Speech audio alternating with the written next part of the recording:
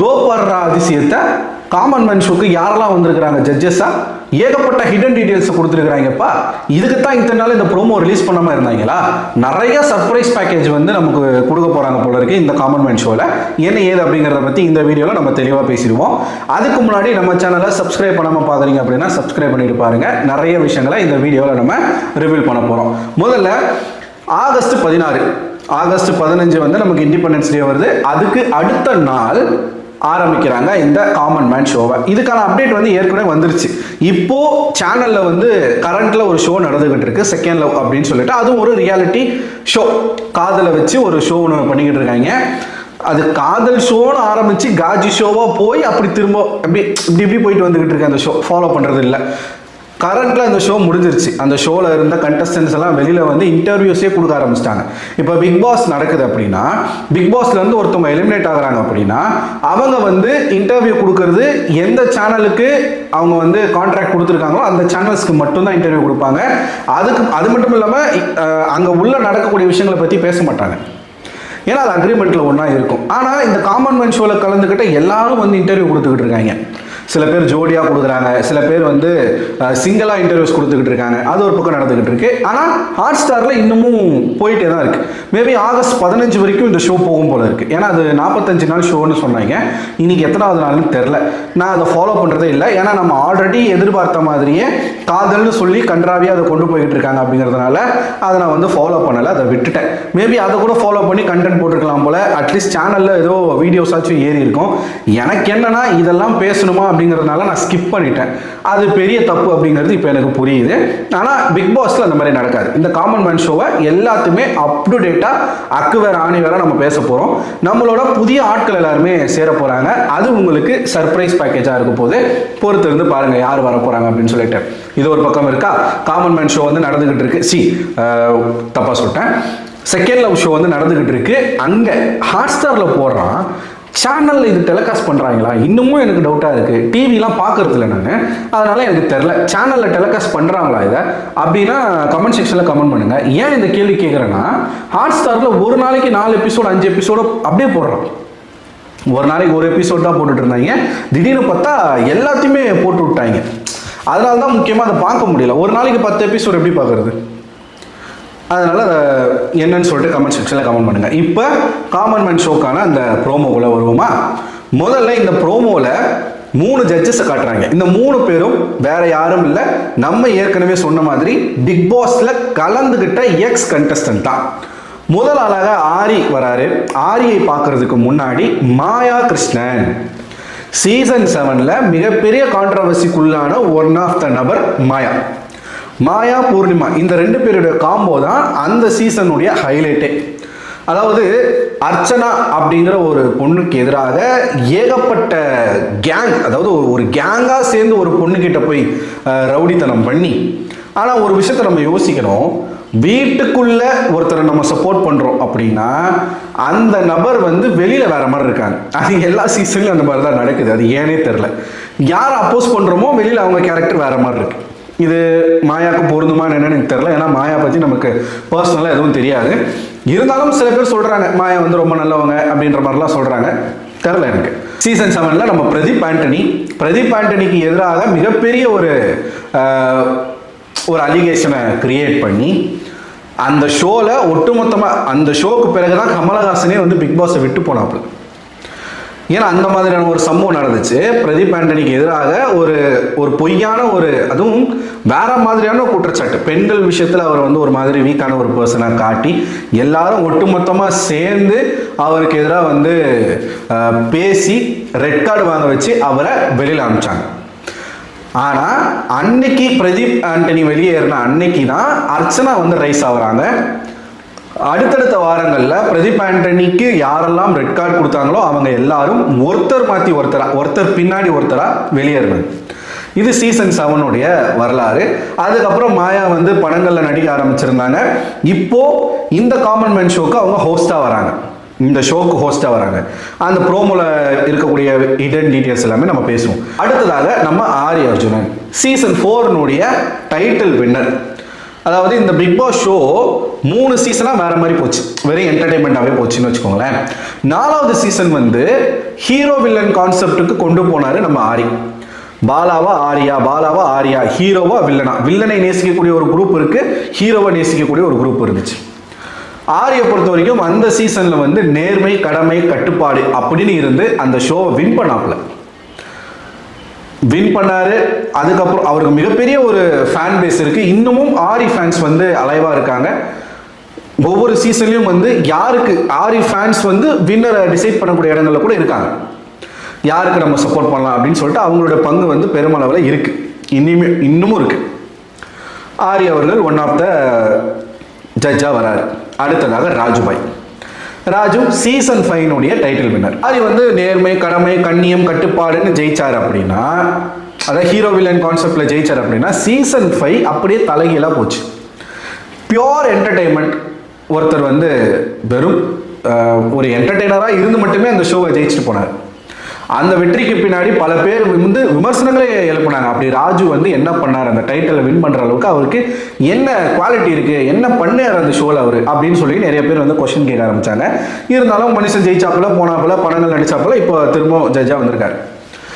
இது 3வதா வந்து ஓவியா அவர்கள் வராங்க. இப்போ எனக்கு இங்க என்ன கேள்வி எழும்புது அப்படின்னா, ஹோஸ்ட் ஓகே, மாயா வந்து கொண்டு வரீங்க, அதுவும் எனக்கு தெரில. ஆரி ராஜுவை வந்து ஜட்ஜஸாக கொண்டு வந்த இடத்துல ஓவியாவை கொண்டு வந்து வைக்க வேண்டிய அவசியம் என்ன அப்படின்னு எனக்கு புரியல. ஏன்னா இந்த 2 பேரும் சீசனுடைய டைட்டில் வின்னர்ஸ். ஓவியா சீசன் 1ல் பாதிலேயே வெளியேறிய நபர். அதாவது அவங்களுக்கு உடல்நிலை சரியில்லை அப்படின்னு சொல்லிட்டு பாதிலேயே எவிக்ட் செய்யப்பட்டு வெளில அமிச்சாங்க அவங்கள.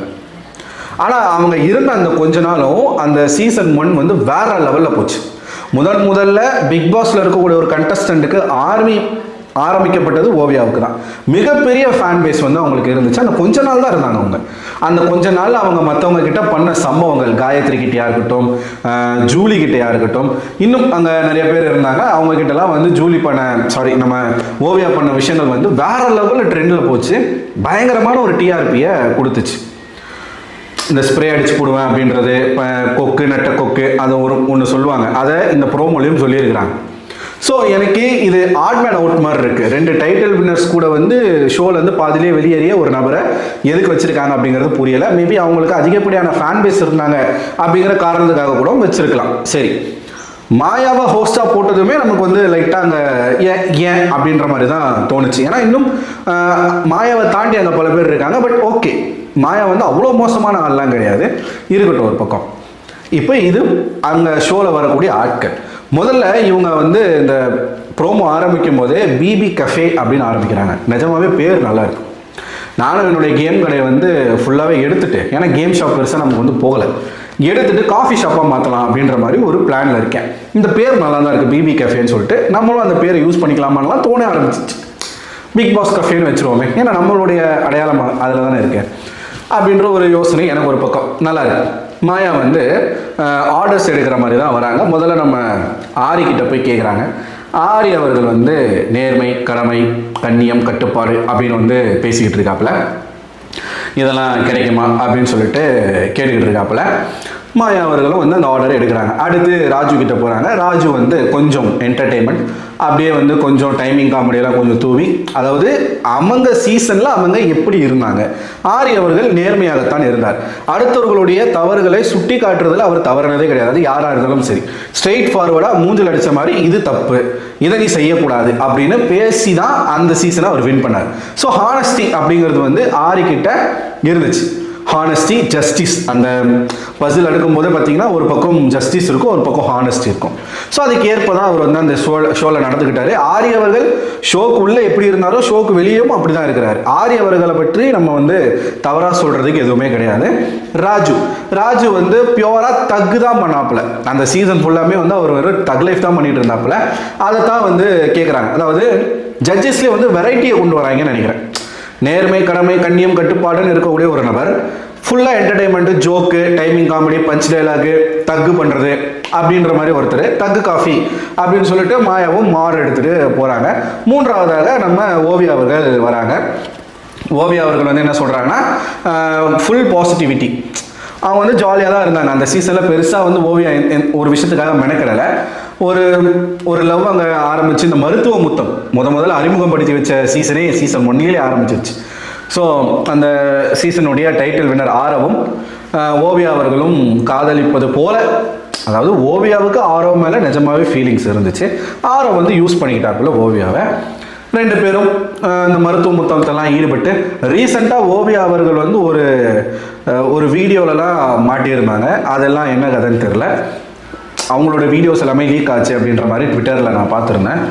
அதெல்லாம் தாண்டி இப்போ வந்து ஜட்ஜாக இப்போ காமன் மேன் ஷோக்கு வந்திருக்கிறாங்க. ஸோ இப்படி தான் இப்போ ஒரு 2 நாளைக்கு முன்னாடி தான் மலையாளத்தில் ப்ரோமோ விட்டாங்க.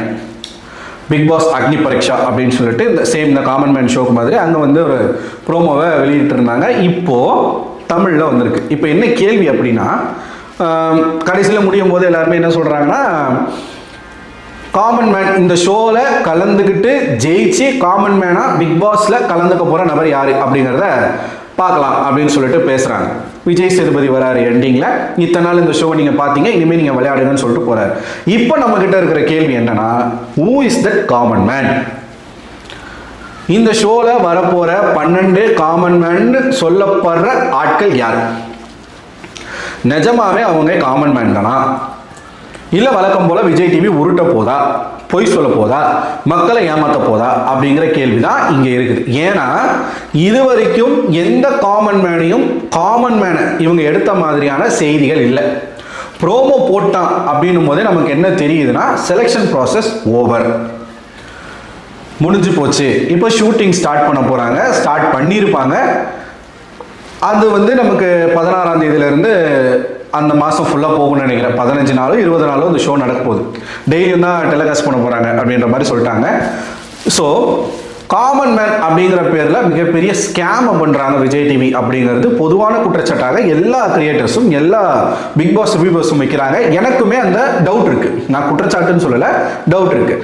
நீங்கள் அங்கே அந்த ஷோவில் பார்ட்டிசிபேட் பண்ண போகிற நீங்கள் யாரை கூட்டிகிட்டு வரீங்களோ அவன் உண்மையான காமன் மேன் தானான்னு எங்களுக்கு எப்படி தெரியும்? ஆப்வியஸாக நம்ம ஷோ ஸ்டார்ட் ஆன பிறகு நமக்கு தெரிஞ்சிடும் வர்றது யார் காமன் மேன் தானா, இல்லை காமன் மேன்ற போர்வையில் வந்து இவங்க நமக்கு டிமிக்கி கொடுத்துட்டாங்களான்னு சொல்லிட்டு. ஏன்னா இப்போ நான் பிக் பாஸ் ரிவ்யூ பண்ணுறேனாலும் நான் ஒன்றும் கோடியாக சம்பாதிக்கக்கூடியதோ, இல்லை ஒரு சினி ஃபீல்டில் இருக்கிறவனோ, இல்லை ஒரு நாடகத்தில் சீரியலில் நடிக்கிறவனோ, எந்த விதமான சினிமா பேக்ரவுண்டும் இல்லாமல் இருக்கக்கூடிய ஒரு நபர் தான். நான் பெரிய இன்ஃப்ளூயன்சர்லாம் கிடையாது. என்ன மாதிரியே ஏகப்பட்ட பேர் இருக்காங்க பிக் பாஸ் ரிவ்யூ பண்ணிக்கிட்டோம், சின்ன கிரியேட்டர்ஸ். இவங்களெல்லாம் நீங்கள் காமன் மேன் போட்டிங்கன்னா ஒரு நியாயம் இருக்குது. ஆனால் இவங்க அதை பண்ணுவாங்களா அப்படிங்கிறது தான் நம்மளுடைய கேள்வி. யாருக்கு நிஜமாவே இந்த வாய்ப்பு தேவைப்படுதோ, யாருக்கு நிஜமாவே அந்த வாய்ப்பு கொடுத்தா அதை அவன் நல்லா பயன்படுத்திட்டு அவனுடைய வாழ்க்கையில் அவன் வந்து முன்னேறுவானோ அவனுக்கு அந்த வாய்ப்பை விஜய் டிவி கொடுப்பாங்களா அப்படின்னு கேட்டிங்கன்னா எனக்கு தெரிஞ்சு இது வரைக்கும் கொடுத்தது இல்லை. யாருக்கு வாய்ப்பு கொடுத்தாலும் இவங்களுக்கு எதனா அதில் வந்து ப்ளஸ் இருக்கா, சேனல் சைடு இவனுக்கு இந்த வாய்ப்பு கொடுக்கறதுனால இவனுக்கு நமக்கு எதனா வந்து கிடைக்குமா அப்படின்னு பார்த்து தான் சேனல் எப்பயுமே வாய்ப்பு கொடுத்துருக்கு. அந்த மாதிரி தான் இந்த வாட்டியும் நடக்க போகுது அப்படின்னு எல்லாரும் சொல்கிறாங்க. எனக்குமே அதுதான் தோணுது. பட் நம்ம பொறுத்திருந்து பார்ப்போம். ஸோ இந்த ப்ரோமோ பற்றி நீங்கள் என்ன நினைக்கிறீங்க? இது வந்து நேற்றே வந்துருச்சு, பட் நான் லேட்டாக தான் பார்த்தேன். அதனால தான் ஒரு நாள் நமக்கு வந்து ஆயிடுச்சு போடுறதுக்கு. அப் டு டேட்டாக இருக்கணும், நான் இல்லை, மன்னிச்சிருங்க. ஸோ நம்மளுடைய சேனலில் இந்த வாரத்தில் ஒரு லைவ் வரலான் இருக்கேன். அந்த லைவில் வந்து ஒரு புதிய ஒரு நபர் வந்து நம்ம சேனலில் இன்ட்ரடியூஸ் பண்ண போகிறோம். உங்கள் எல்லாருக்கும் தெரிஞ்ச ஒரு நபர் தான். யார் அப்படிங்கிறத வந்து இந்த பிக் பாஸ் ரிவ்யூலாம் நீங்கள் கண்டினியூஸாக ஃபாலோ பண்ணுறீங்கன்னா அந்த நபரை நீங்கள் கண்டிப்பாக தெரிஞ்சு வச்சுருந்துருப்பீங்க. அவரோட தான் நம்ம லைவ் போக போகிறோம். நிறைய விஷயங்கள் வந்து நாங்கள் டிஸ்கஸ் பண்ண போகிறோம். இந்த சீசன் வந்து ஒன்றா சேர்ந்து பண்ணலாம் அப்படின்ற மாதிரி நாங்கள் பேசியிருக்கோம். பொறுத்திருந்து பார்ப்போம். யார் அப்படிங்கிறத பார்க்கணுன்னா தொடர்ச்சியாக நம்ம சேனலை ஃபாலோ பண்ணுங்கள். சப்ஸ்கிரைப் பண்ணலைன்னா சப்ஸ்கிரைப் பண்ணிக்கோங்க. அடுத்த ஒரு வீடியோவில் உங்களை சந்திக்கிறேன். மறக்காமல் இந்த காமன் மேன் ப்ரோமோ பற்றி நீங்கள் என்ன நினைக்கிறீங்க அப்படிங்கிற உங்களோட கருத்துக்களை கமெண்ட் செக்ஷனில் கமெண்ட் பண்ணுங்கள். அடுத்த ஒரு வீடியோவில் உங்களை சந்திக்கிறேன். அதுவரை உங்களிடமிருந்து விடைபெறுவது நான் அரவிந்தன்.